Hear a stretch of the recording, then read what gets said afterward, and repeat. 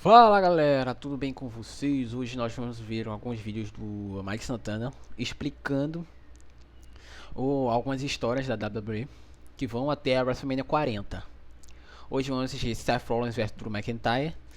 Então vamos embora. Para quem gosta de WWE, é muito bom assistir, então assista o canal dele. Se quiser também assistir aqui, deixa um like no vídeo dos dois canais, hein? Então vamos embora. As histórias da WWE antes de você assistir WrestleMania. Eu tô fazendo uma série de vídeos pra vocês que nunca assistiram WWE, ou vocês que estão há muito tempo sem assistir, estão perdidos com as histórias, que vocês querem começar a assistir agora que vai ter WrestleMania e que não querem ficar perdidos no que tá acontecendo. Eu já fiz um vídeo contando resumidamente a história do Bloodline e desta vez nós vamos contar a história da luta que vai acontecer entre Seth Rollins e Drew McIntyre. Antes de começar a contar a história desses dois juntos, eu preciso voltar um pouco no tempo para mostrar um pouco da trajetória desses dois na WWE, para que vocês entendam o quanto que estes dois estão dispostos a ir a situações extremas para que eles saiam vencedores no evento que vai acontecer no mês que vem. O ano era 2009 e Drew McIntyre fazia sua estreia oficial no elenco principal da WWE, sendo trazido e recebendo o aval de Vince McMahon, que na época era basicamente o dono da WWE, o grande presidente, o grande diretor. E o Vince McMahon dá um endosso para Drew McIntyre, chamando ele de o futuro da WWE, o escolhido. Então nessa época, se você tinha esse carimbo de Vince McMahon em você, duas coisas você podia ter certeza. A primeira delas, você é importante. E a segunda delas, você é um vilão, porque Vince McMahon, geralmente dentro da história da WWE, ele interpretava um personagem vilanesco. Fora da WWE na vida real, ele é um vilão de verdade, mas não vamos entrar nesse ponto agora. Vamos seguir em frente. O Drew McIntyre ficou invicto na WWE desde agosto de 2009 até ali meados de 2010, onde ele conseguiu até mesmo se tornar o campeão intercontinental, fazendo com que muitas pessoas acreditassem que realmente nós estávamos olhando para um futuro campeão mundial e talvez um futuro rosto da empresa. E agora eu vou fazer um parênteses com vocês para explicar um pouco mais sobre o campeonato intercontinental, o cinturão intercontinental. Porque como eu expliquei no vídeo do Bloodline, na WWE nós geralmente tínhamos dois campeonatos mundiais, dois cinturões mundiais, um em cada programa, que eu também já expliquei que nós temos dois programas principais na WWE, o Raw e o SmackDown. Esses títulos mundiais, eles são tidos como o título do Upper Card, ou o título do Main Event. Porque para explicar esse termo para vocês, imaginem que o elenco inteiro da WWE se divide numa pirâmide, dividida em 3 etapas. Na base da pirâmide, nós temos o que nós chamamos de Lower Card, que é aquela galera que quase não aparece na televisão, provavelmente não tem história nenhuma envolvendo eles, não tem nada de muito significativo para eles e é uma galera que não tem muita importância na WWE. Na parte do meio da pirâmide, nós temos o Mid Card, que é uma galera que tá ali em ascensão, ou uma galera que tá descendo, né? Depende do ponto de vista. Mas é uma galera que tem tempo de tela, tem histórias, mas não são os personagens principais, vamos dizer assim. Na história que está sendo contada na WWE naquele momento, eles são personagens secundários. E nós temos o Upper Card, que é onde acontece o Main Event, o evento principal. A luta mais importante, as histórias mais importantes. E o Upper Card é onde ficam ali as pessoas que estão com as histórias mais importantes, que estão tendo mais tempo de tela, lutas mais longas e que geralmente algumas dessas pessoas estão disputando pelos cinturões mundiais. No mid-card nós temos 2 cinturões também um em cada programa, assim como os cinturões mundiais. Nós temos o cinturão intercontinental e o cinturão americano, ou USA Championship. Então quando o Drew McIntyre ele vence o campeonato intercontinental, ou seja, sendo o campeão ali nessas histórias do mid-card, e sendo chamado de futuro da WWE, todo mundo esperava que, ok, esse é o primeiro passo para daqui para frente é só subindo e sem parar nesse moleque. Porém, o que aconteceu não foi bem isso, porque a partir desse momento nós fomos vendo a estrela de Drew McIntyre se apagando aos poucos, o público cada vez mais se importando menos, Porque não tem um problema na WWE, não tem problema quando você é muito odiado. Pelo contrário, se você é um vilão, é um heel, como eu já expliquei a terminologia no vídeo do Bloodline, um heel, e as pessoas te odeiam, ótimo, você está fazendo o seu trabalho. Nada é pior para uma estrela da WWE do que a apatia, do que as pessoas não reagirem às coisas que você faz. Se você é um vilão, as pessoas te vaiam um pouco, não se importam muito com o que você faz. Se você é um herói, um babyface, e as pessoas não te aplaudem, não torcem por você. Se tudo o que você faz é morno, não é um bom sinal para a WWE. E era o que vinha acontecendo com o Drew McIntyre. As pessoas começavam a se importar cada vez menos, sentindo que ele era uma pessoa que está sendo empurrado garganta abaixo da gente. Ele foi perdendo espaço de TV, foi perdendo umas histórias, foi perdendo a importância. E ele, ao invés de subir, ele foi descendo cada vez mais. Então eu não vou me alongar muito na série de derrotas que aconteceram nele, o velório da carreira de Drew McIntyre dali pra frente, porque a gente tem muita coisa pra cobrir ainda. Mas o que eu vou adiantar pra vocês é que ele foi cada vez mais se afundando no mid-card, descendo pro lower card, se enfiando em coisas cada vez mais insignificantes, até que em 12 de junho de 2014 a WWE anuncia que Drew McIntyre foi oficialmente demitido da empresa. E isso não fazia parte de história nenhuma. Ele realmente foi demitido. Mas aí, 2 anos antes, em novembro de 2012, no evento Survivor Series daquele ano, Seth Rollins fazia sua estreia no elenco principal da WWE, em um dos momentos que até hoje é visto como um dos episódios mais importantes da história da WWE. Um momento em que basicamente foi a primeira pecinha de dominó para muita coisa que ia mudar dali pra frente, que vem se refletindo até hoje. Quando numa luta entre Ryback, CM Punk e John Cena pelo título, 3 pessoas até então bastante desconhecidas invadem o ringue e dão início a um reinado de terror de um grupo que viria a ser conhecido muito em breve como The Shield. Um grupo que faria com que nenhum lutador da WWE se sentisse seguro em lugar nenhum, seja nos bastidores, seja nos vestiários, seja nos ringues, não interessa. A Shield ia garantir que ninguém se sentisse seguro naquele lugar. Eu vou explicar bem melhor o que foi a Shield e o impacto da Shield na WWE quando eu chegar no vídeo de The Rock e Roman Reigns versus Cody Rhodes e Seth Rollins, porque lá eu preciso falar bastante sobre a Shield. Mas o que eu posso dizer pra vocês é que durante 2 anos onde a Shield foi extremamente impactante na WWE, Seth Rollins era visto como o arquiteto do grupo, a pessoa que maquinava os planos, a pessoa que bolava as estratégias e que dentro do ringue era um mestre técnico. Enquanto, por exemplo, Dean Ambrose era a pessoa mais caótica, mais imprevisível, a pessoa que falava pelo The Shield. Enquanto isso, nós tínhamos o terceiro membro, Roman Reigns. Sim, o mesmo Roman Reigns, que era só o brucutu do time. Com o tempo, a Shield ela se alia ao lado corporativo da WWE, né? Uma facção que tinha os diretores, a mesa de diretores e os chefes, etc. Vou me aprofundar mais nisso depois. Eles se aliam ali a esse lado corporativo da WWE, mas depois eles se rebelam contra essa autoridade, fazendo com que a Shield se tornasse babyface, se tornassem os heróis, se tornassem aquelas pessoas, tornassem um trio que o público torcia por eles. E em outro momento histórico que entra para os anais da WWE, Seth Rollins dá início a uma coisa que viraria uma tradição no futuro.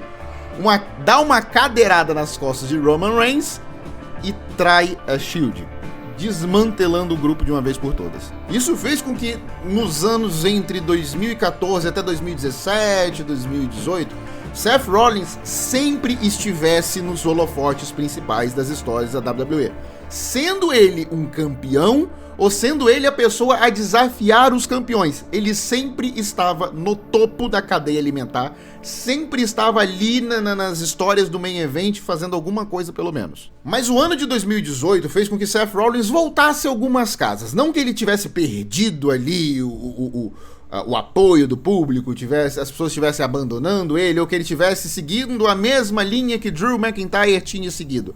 Não, ele só estava ali no famoso revezamento de holofote.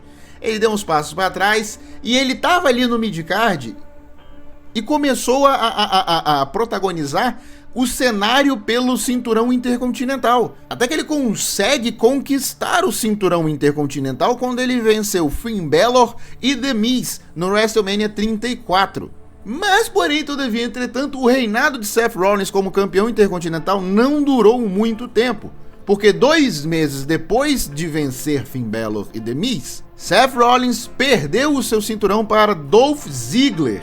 Mas o curioso é que ele perdeu a luta principalmente por causa da interferência de uma pessoa que a gente não via há muito tempo. Drew McIntyre estava de volta na WWE. Na verdade, o retorno de Drew tinha acontecido um ano antes, em 2017. Mas ele tinha retornado pro NXT. Lembra que eu falei, nós temos o programa Raw, que passa nas segundas-feiras, e nós temos o programa SmackDown, que passa nas sextas. O NXT é um terceiro programa, mas ele funciona como a categoria de base da WWE. Ele funciona como a categoria de desenvolvimento. Então as pessoas, quando elas entram na WWE, normalmente elas começam no NXT para que elas possam treinar, para que elas possam testar coisas. Então é um programa que não recebe tanta audiência, tem pouca plateia. Então Drew McIntyre voltou para a categoria de base da WWE em 2017. Depois que ele tinha saído da WWE em 2014, ele passou 3 anos fazendo o que muitos consideram a melhor coisa que aconteceu na história da carreira de Drew McIntyre. Todo mundo diz que a demissão dele em 2014 foi, sabe, uma bênção disfarçada, foi um mal que veio pro bem, porque ele basicamente se reinventou. Ele começou a entrar em empresas que eram concorrentes da WWE, como a TNA, e ele começou a perambular por diversas outras empresas do cenário independente. E isso foi fazendo com que Drew McIntyre ganhasse um nome enorme. Tudo bem que, saindo da WWE, ele adota novamente o seu nome antigo, que era Drew Galloway, e Drew Galloway ficou muito famoso ali no cenário independente, nas concorrências, etc. Então quando ele retorna pra WWE, com um visual completamente diferente, porque lembra, como já deve ter mostrado aqui pra vocês, quando ele tava ali em 2012, 2014, era um garotinho magro, com a carinha de bebê e etc. E de repente entra esta montanha peluda, barbuda, gigantesco, que ficava se chamando de psicopata irlandês, completamente diferente do que a gente estava acostumado dele, tanto em aparência quanto em personalidade. Quando ele retorna, o público estava do lado de Drew McIntyre e ele caminhava para estar nos holofotes mais uma vez. Agora a gente pula para 2020. O Drew, ele vinha naquele ano, dali 2019, final de 2019 para começo de 2020, ele vinha numa série de vitórias, num intervalo grande, invicto, fazendo com que, mais uma vez, o público que já estava gostando de ver ele de volta, basicamente ele era amado e adorado por todo mundo, que torcia muito para Drew McIntyre. E ele dizia que ele iria vencer o Royal Rumble de 2020 e desafiar algum campeão para o WrestleMania daquele ano. E aí eu vou parar para explicar brevemente o Royal Rumble para quem não conhece. É uma luta especial na WWE que acontece no começo de cada ano, onde 30 pessoas entram no ringue, você só é eliminado da luta se alguém pegar você e te jogar por cima da corda mais alta e você bater com os 2 pés no chão lá do outro lado. A última pessoa que ficar no ringue vence. E quando você vence, a estipulação normalmente diz que você tem direito a desafiar algum campeão da WWE para o evento WrestleMania, que é o maior evento do ano na WWE. É o criador de carreiras. É importante você saber dessa definição do Royal Rumble quando eu for falar do vídeo do Cody Rhodes versus Roman Reigns, tá? Porque envolve o Royal Rumble também. Então esse Drew, amado pelos fãs, que estavam do lado dele, estavam ali comprando a campanha dele, ele vence o Royal Rumble e ele desafia o campeão Brock Lesnar, fazendo com que agora sim ele estivesse sacramentado como um novo babyface na empresa. E o que não acontecia, vai saber Deus há quantos anos que a gente não via Drew McIntyre como um babyface da WWE. Então nós chegamos no WrestleMania 36 e Drew McIntyre finalmente tem ali uma oportunidade de se tornar um campeão mundial pela primeira vez na sua vida. E ele consegue ao derrotar Brock Lesnar nessa WrestleMania. Mas nenhum aplauso foi ouvido naquele dia. Foi uma vitória muito amarga. Drew finalmente teve o seu momento de brilhar. Depois de ter sido anunciado como o escolhido, ter visto o público abandonar ele, ter sido demitido da empresa, ter passado um dobrado aí no cenário independente, reinventando sua carreira, reinventando seu personagem, voltando a ser readmitido na empresa e galgando ali com unhas e dentes para voltar para os holofotes, para o lugar onde ele não deveria ter saído, para o lugar que lhe foi prometido. E quando ele finalmente conseguiu conquistar esse momento de glória, eu vou lembrar vocês que nós estamos falando do ano de 2020, da pandemia. Essa vitória de Drew McIntyre aconteceu em uma arena vazia, sem ninguém em volta, sem ninguém na plateia, sem ninguém para vibrar por ele, só as pessoas de casa. Drew viria a perder o cinturão ainda na época da pandemia, ainda na época das arenas vazias. E ali ele começa uma série de tentativas de reaver o seu status como campeão. E todas elas falhavam. E do outro lado, nós tínhamos Seth Rollins numa situação muito parecida, porque em 2019, Seth Rollins consegue conquistar o cinturão universal da WWE. Mas ele perde o cinturão naquele mesmo ano. E desde então, ele começa ali uma campanha para conseguir voltar, uma série de desafios aos campeões e nunca conseguia pegar o seu cinturão de volta. E aí, se você viu o meu vídeo do Bloodline, você sabe que a partir de 2020, a situação dos títulos mundiais começa a ficar um pouco complexa com a chegada da figura de Roman Reigns, que eventualmente unifica os dois títulos mundiais. E você sabe que Drew McIntyre perdeu também a tentativa quando ele desafiou Roman Reigns pelo título, com a interferência do Bloodline, com a interferência da família dele, dos primos dele, Solo Sikoa, Jimmy Uso, Jey Uso, você sabe. Mas o que eu talvez ainda não expliquei muito bem é que em 2023 a WWE tomou a decisão de que o título unificado agora seria propriedade de apenas um programa, o SmackDown. E por isso, em abril de 2023, Triple H vai ao ringue e anuncia a criação de um novo título de propriedade do Monday Night Raw, fazendo com que assim nós voltemos a ter 2 cinturões. E para isso, para descobrir quem seria esse novo campeão, ele começa um torneio entre grandes desafiantes, grandes nomes da WWE, para descobrir no evento Night of Champions quem seria o a primeira pessoa a levantar esse cinturão novo. E neste evento Night of Champions, Seth Rollins sai como o grande vencedor, sendo o primeiro portador do cinturão dos pesos pesados do Monday Night Raw. E aqui entra uma informação um tanto quanto importante. Nessa época em que isso aconteceu, o público reclamava, era uma frustração muito grande do público, que Roman Reigns defendia o seu título pouquíssimas vezes no ano, sabe, umas 4 vezes no ano, 5 no máximo, isso contando com WrestleMania. E o público estava muito insatisfeito com isso, né?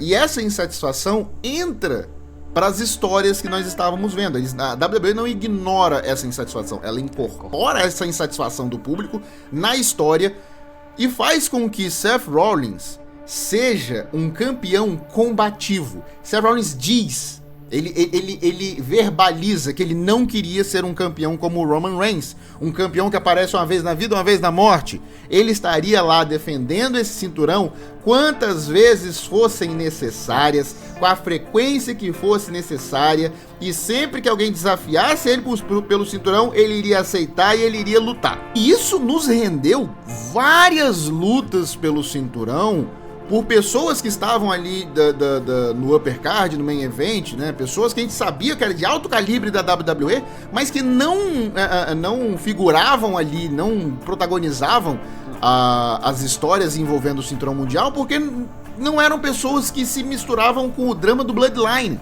que era onde o cinturão estava tecnicamente refém. Então, com o Seth Rollins sendo esse campeão lutador, nós vimos muitas pessoas que nós gostaríamos de ver lutando por cinturões realmente estando ali no main event de outros eventos, desafiando o Seth Rollins. E aí, falando no drama do Bloodline, vocês lembram no vídeo do Bloodline quando eu falei pra vocês que ali pro final, né, eu expliquei como Jimmy e Jey Uso, os irmãos gêmeos, eles brigam, se separam e fica cada um em um programa? Pois é, agora é hora de se aprofundar um pouquinho mais nisso. Porque, como eu já mencionei, Drew McIntyre foi um dos principais e um dos maiores rivais que o poderoso Bloodline já teve, né? E ele sofreu todas as maiores estratégias, as maiores surras, as maiores trapaças que o Bloodline fazia, ele sofreu. Isso vinha da mão de Roman Reigns, isso vinha da mão de Solo Sikoa, isso vinha da mão de Jey Uso, que agora estava separado do Bloodline, não fazia mais parte do Bloodline, não era mais um heel, se torna um babyface, se torna um herói, um mocinho, e vai pro mesmo programa onde Drew McIntyre tá. Ele não ficou feliz. Nossa! Pensa numa pessoa que ficou bolada com a presença de Jey Uso no Monday Night Raw. Foi Drew McIntyre. Então uma boa parte ali do vestiário da WWE, né, das pessoas que compõem ali o elenco da WWE, eventualmente, ou de primeira mão já perdoaram Jey Uso, ficaram assim, não, beleza, águas passadas, fica de boa. Algumas dessas pessoas eram Cody Rhodes, Sami Zayn. Algumas pessoas como Kevin Owens, eventualmente Kevin Owens cedeu e perdoou Jey Uso, mas Drew McIntyre não estava nem um pouco disposto a perdoar Jey Uso e deixar o que ele tinha feito para trás como águas passadas. Mas o fato de que outras pessoas estavam com essa disposição fez com que Drew McIntyre começasse a ter umas atitudes um tanto quanto questionáveis. Que você olha assim, um babyface da WWE não faria esse tipo de coisa, não falaria esse tipo de coisa. Mas será que teve um heel turn e ficou aquela coisa ali meio... heel turn, só pra dizer pra vocês, é quando alguém se torna um heel, quando alguém se torna um vilão, tá? Então, cara, será que teve um heel turn do Drew McIntyre? Parece que não sei.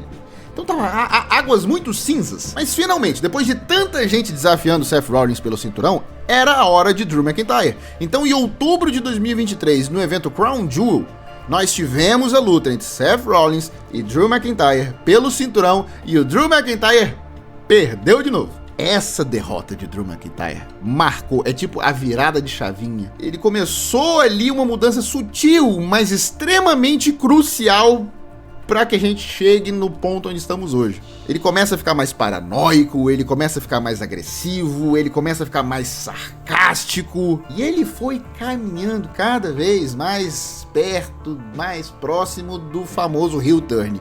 A gente que acompanhava semanalmente quando estava nessa época, a gente sentia de longe o cheiro do heel turn chegando. A gente já sabia que vinha, a gente só queria saber quando e como, mas a gente sabia que vinha. O heel turn de Drew McIntyre estava vindo a passos vagarosos. A gente via de longe. E nesse meio tempo, depois dessa derrota do Drew McIntyre, Jey Uso continuou recebendo cada vez mais apoio, cada vez mais atenção, e aí Drew McIntyre foi só perdendo mais a cabeça, a ponto de que ele se aliou ao Judgment Day, uma das facções mais vilanescas e malignas que existem hoje no Monday Night Raw. Ele simplesmente não podia largar a obsessão contra Jey Uso, e ele iria se aliar com quem precisasse e fazer o que fosse necessário para que Jey Uso sofresse a sua vingança. Porém, essa aliança ali entre o Judgment Day e o Drew McIntyre não dura muito tempo, e logo ela é desfeita, e Drew McIntyre volta a perseguir o cinturão mundial, o cinturão dos pesos pesados, por conta própria. Até que no dia 1º de janeiro de 2024, nós tivemos mais uma luta entre Seth Rollins e Drew McIntyre. Você já sabe, né? Você já adivinha. Drew McIntyre perdeu de novo.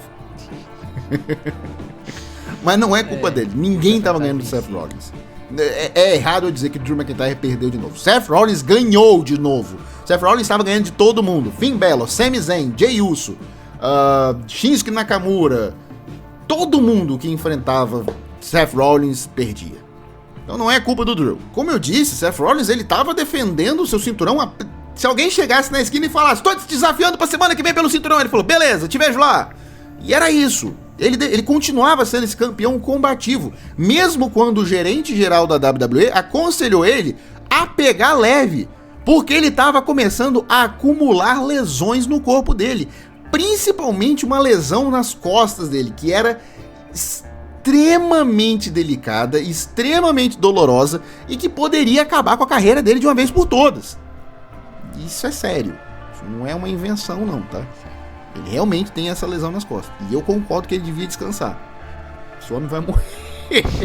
Talvez ele devesse ter aceitado um pouco desse conselho, porque no dia 15, 2 semanas depois dele ter derrotado o Drew McIntyre, no dia 15 de janeiro, ele enfrenta Jinder Mahal pelo cinturão e ele sofre uma lesão um tanto quanto complexa. Ele lesiona o joelho dele.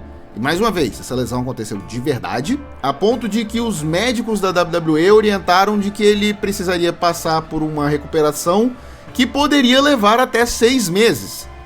E isso cobriria o tempo da WrestleMania. Então nessa semana, entre o anúncio da lesão e a semana seguinte, onde o Seth Rollins iria fazer um pronunciamento sobre o futuro do cinturão, muitos de nós acreditamos que o Seth Rollins iria abrir mão do cinturão, porque estava muito próximo da WrestleMania. WrestleMania não pode acontecer sem uma defesa do cinturão mundial, e já aconteceu outras vezes de outros campeões terem que abandonar o título por causa de uma lesão, por causa de uma doença, problemas pessoais, etc.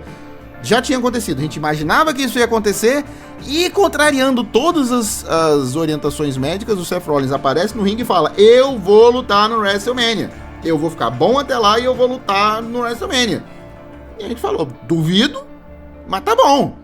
E aí eu vou até adiantar um pouquinho pra vocês aqui, uma coisa que eu vou repetir no vídeo do Seth e Cody vs Rock e Roman. Essa semana, na segunda-feira, semana que eu tô gravando esse vídeo, o Seth, ele avisou que ele tá 100% bom, ele tá 100% pronto, ele tá 100% recuperado e ele tá 100% liberado pra competir no WrestleMania. E é isso, né? Ele calou a boca de todo mundo, porque todo mundo duvidou que ele ia ficar bom a tempo do WrestleMania, e ele ficou até com umas semanas de folga. Mas com esse anúncio de que ele não iria abandonar o cinturão, nós tivemos o anúncio de que teríamos uma luta do Elimination Chamber, que aconteceu recentemente na Austrália, e que o vencedor da luta do Elimination Chamber masculino iria ser o desafiante de Seth Rollins no WrestleMania. Então no dia 24 de fevereiro, recentemente agora, algumas semanas atrás, nós tivemos esse evento em Perth, na Austrália. Perth. O evento foi na Austrália. E nessa luta nós tínhamos LA Knight, AJ Styles, Bobby Lashley, Logan Paul, Kevin Owens e Drew McIntyre. A essa altura do campeonato, o Drew McIntyre já tinha cedido completamente ao lado sombrio da força. Ele já tinha entrado de cabeça no lado vilão dele, só que ele renovou completamente o personagem dele. A melhor maneira que eu posso resumir este novo personagem de Drew McIntyre é como se ele pegasse toda a parte tóxica dos fãs da WWE na internet e abraçasse e repetisse tudo que essa parte tóxica da comunidade de WWE costuma dizer na internet. Obviamente é todas as coisas que estão dentro da lei. E eu vou dizer pra vocês que se vocês não seguem o Drew McIntyre nas redes sociais dele, principalmente o Twitter, vocês estão perdendo um dos melhores desenvolvimentos de vilão que aconteceram nos últimos anos na WWE. E é basicamente isso, ele virou um troll de internet. Só que com 2 metros de altura, muitos quilos de músculo e uma cara de maluco. E é exatamente este Drew McIntyre, completamente sádico, sarcástico e maluco, que entrou no Elimination Chamber e venceu. Olha só, Drew McIntyre venceu o Elimination Chamber e conquistou a sua vaga a ser o desafiante de Seth Rollins na WrestleMania 40. E que ele vai fazer de tudo para reaver aquele momento de glória que foi roubado dele. Aquele momento de levantar o cinturão de campeão no evento principal do WrestleMania e levantar ele com pessoas em volta. Mas tem algo que ainda perturba a cabeça de Drew McIntyre. Seth Rollins tá cada vez mais envolvido com Cody Rhodes e o drama do Bloodline. Ele não tá apenas só envolvido na defesa de título contra Drew McIntyre. Ele também tá envolvido numa luta entre Seth Rollins e Cody Rhodes versus Roman Reigns e The Rock para desmantelar o Bloodline de uma vez por todas. E mais uma vez, Drew McIntyre se aproxima do drama do Bloodline. E ele não tá nem um pouco feliz com isso. Bom, esse é o resumo da história de Drew McIntyre versus Seth Rollins. Então se você gostou, não esquece de se inscrever neste canal, porque a próxima história que eu vou contar pra vocês é Bayley versus o Damage Control. E aí, gostaram do vídeo? Não se esqueça de se inscrever no meu canal, dar like no vídeo. E até a WrestleMania. A WrestleMania 40 vai ser incrível, vai ter bastante história. Então, vamos embora.